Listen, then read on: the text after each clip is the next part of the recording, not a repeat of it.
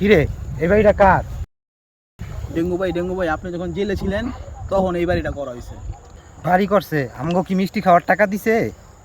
Dengue ভাই আমি গেছিলাম টাকা আনতে, টাকা তো দেয় নাই। হয় কি ডেঙ্গু বাইরে চিনে না? একটা কামড় দিলে 60টা ইঞ্জেকশন দিতে হয়।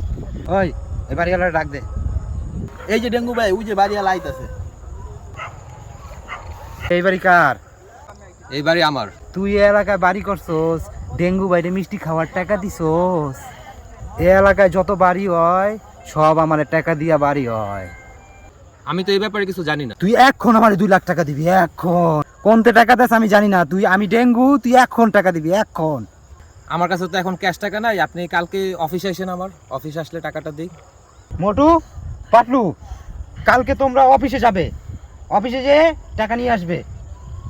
ওই তোর অফিস কই? আমার অফিস হচ্ছে র্যাবের 10 3 তলায়। স্যার কি প্রশাসনের লোক? এ কি কয়?